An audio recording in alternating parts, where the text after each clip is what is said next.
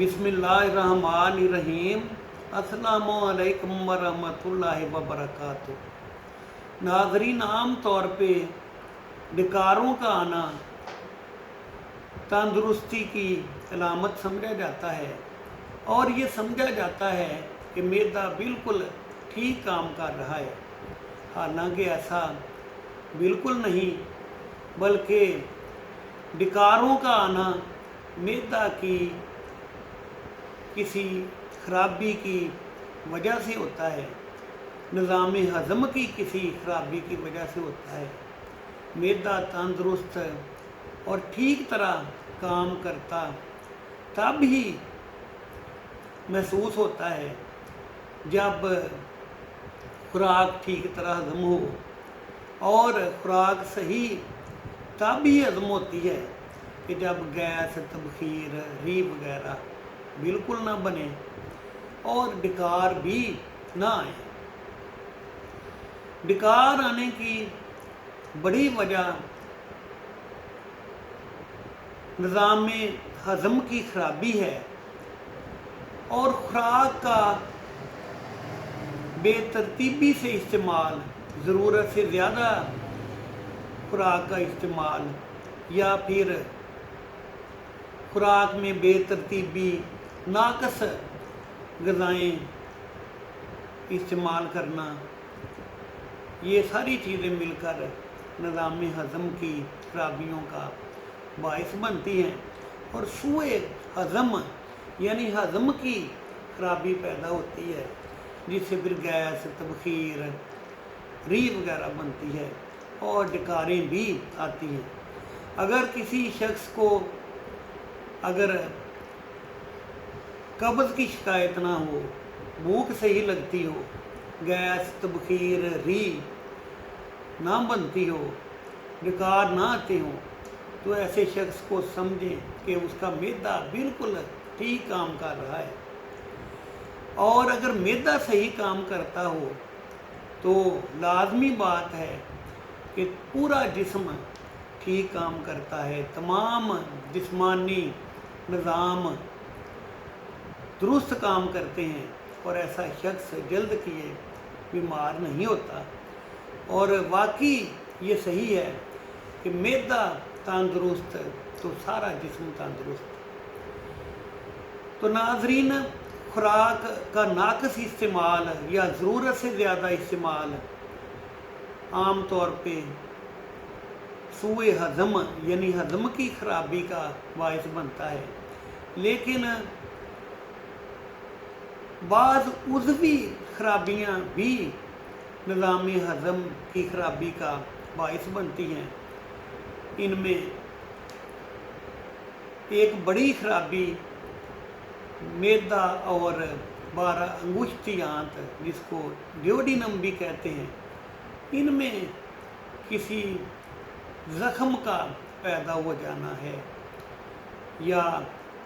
मैदा में या 12 अंगुष्ठी आंत में अगर ज़ख्म की इब्तदा ही हो, अभी ज़ख्म की शुरुआत ही हो, तो इस सूरत में भी निज़ाम हज़म में खराबी पैदा होती है और गैस, री, तबखीर वगैरह या डकार आने की शिकायत पैदा हो जाती है। इसके अलावा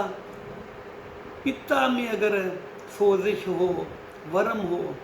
या पथरी वगैरह हो, तो इस वजह से भी गैस, तबखीर, री वगैरह पैदा होती हैं और डकार बकसरत आना शुरू हो जाते हैं। इसके अलावा चूँकि मैदे का मुंह दिल के बिल्कुल करीब होता है और इस वजह से अगर दिल का कोई छोटा मोटा अगर मर्ज़ हो, कोई दिल की अगर कोई तकलीफ़ हो, तो इस वजह से भी मैदा मुतासर होता है और गैस, तबखीर, री वगैरह की अलामात पैदा होती हैं और डकार भी आना शुरू हो जाते हैं। क्योंकि मैदा और दिल का आपस में बड़ा करीबी ताल्लुक़ होता है। मैदा के अमराज आहिस्ता आहिस्ता दिल को भी मुतासर करते हैं, और दिल के अमराज, दिल की बीमारियां मैदा को आहिस्ता आहिस्ता ख़राब करती हैं, मुतासर करती हैं, तकलीफ़ में, मर्द में मुब्तला करती हैं। इसके अलावा असबी मजाज ख़वातीन, यानी बाज़ हिसास मजाज ख़वातीन में अगर मैदा की कोई ख़राबी भी ना हो, कोई जिस्मानी मर्ज़ ना हो, और फिर भी उनको बार बार डकार आएँ, तो ये हिस्टेरिया की एक अलामत, एक निशानी हो सकती है। तो नाज़रीन, जब मरीज़ को डकार आता है तो वो फिर आहिस्ता आहिस्ता कोई खाना खाने के थोड़ी देर बाद बार बार डकार आता है, और मरीज़ कोशिश करता है कि उसको डकार 1-2 दफ़ा आ जाएं, ताकि गैस, री वगैरह जो है वो खारिज हो और मैदे से बोझ कम हो और सुकून तबीयत में आ जाए। लेकिन होता ये है कि जब मरीज़ मुंह खोलता है और डकार लेने की कोशिश करता है, इरादी तौर पर डकार लेता है, तो फिर ये आहिस्ता आहिस्ता इस तरह डकार लेना एक आदत बन जाती है, और फिर ये सिलसिला चल निकलता है कि खाना खाने के बाद जितनी देर डकार ना आए उतनी देर तबीयत बेहतर महसूस नहीं होती, और ये एक तरह का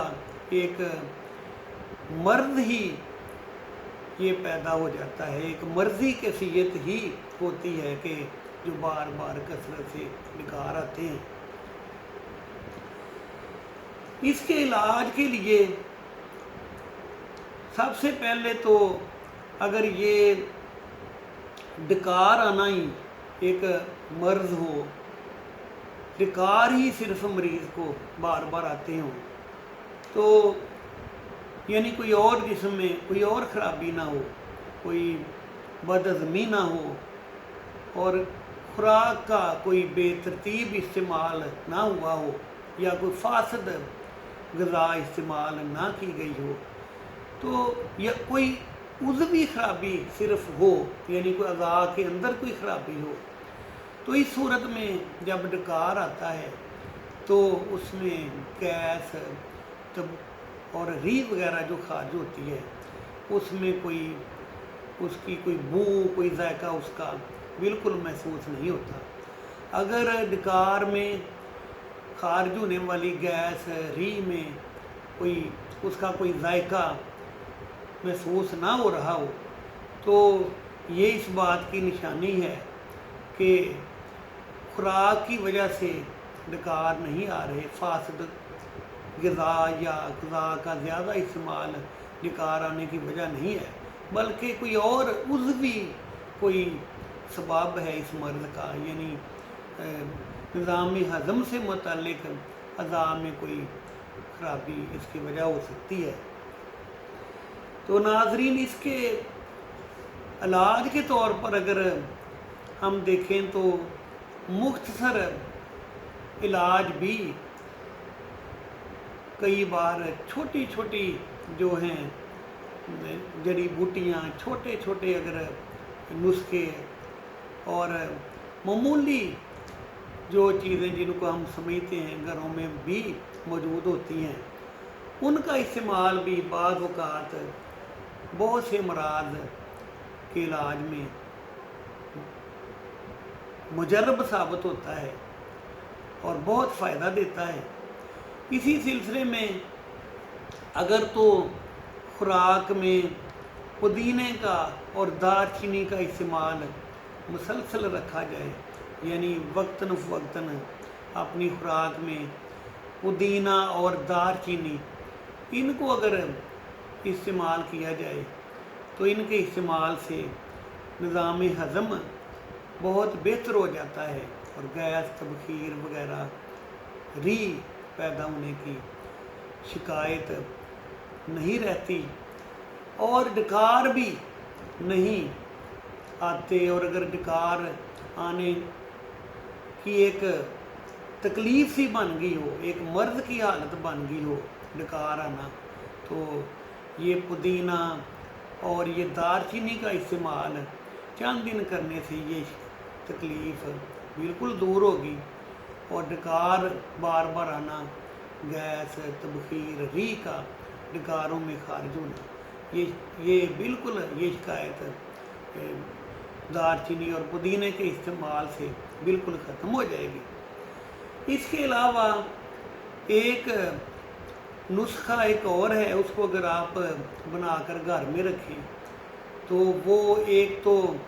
निज़ाम हज़म को बहुत बेहतर रखेगा, मैदे की बहुत सी तकालीफ से बचाएगा और मैदे के बहुत से अमराज का इलाज भी साबित होगा। ख़ुसूसन गैस, तबखीर, री पैदा होना और डकार वगैरह कसरत से आना, इस तरह की सूरत हाल में ये नुस्खा जो है ये बहुत मुफीद साबित होगा। तो नुस्खा क्या है? दो चीज़ें सिर्फ आपने लेनी है। एक तो लेना है लौंग ले लेने हैं, वो 25 ग्राम ले लें, 50 ग्राम ले लें। और दूसरी चीज़ धनिया पिसा हुआ वो ले लें, खुश्क धनिया लेकर उसको पीस लें या पिसा हुआ ले लें, खालिस धनिया हो पिसा हुआ। धनिया खुश्क और लौंग दोनों को पीस कर हम वज़न लेकर पीस लें और किसी शीशे के या प्लास्टिक के जार में ये सफूफ बनाकर रख लें और 1-2 ग्राम की मिकदार में खाने के बाद सुबह शाम अगर इस सफूफ को इस्तेमाल कर लिया जाए तो निज़ाम हज़म की बेहतरी के लिए ये एक बहुत मुफीद सफूफ साबित होगा। और गैस पैदा होना, री पैदा होना, तबखीर मैदा या डकार वगैरह आने की ये सारी शिकायत इस सफूफ के इस्तेमाल से दूर होंगी। इज्ज़ा भी इसके कोई लंबे चौड़े नहीं हैं, कोई ज़्यादा महंगे भी नहीं हैं। आम तौर पे ये दोनों चीज़ें धनिया खुश्क और लौंग घर में मौजूद होते हैं, मसालों वगैरह में इनको इस्तेमाल किया जाता है। तो नाज़रीन ये सफूफ आप बनाएं, इनको आप इस सफूफ को बनाकर दोनों चीज़ों का इसको बनाकर इस्तेमाल में लाएं, ज़रूरत पड़ने पर इस्तेमाल में लाएं। और अगर वक्तन फ़वक्तन हफ्ते में 1-2 दिन अगर हिफ्ज़ मा तक़द्दुम के तौर पर अगर आप इसको इस्तेमाल करेंगे तो फिर भी निज़ाम हज़म को ये सफूफ बहुत बेहतर बनाएगा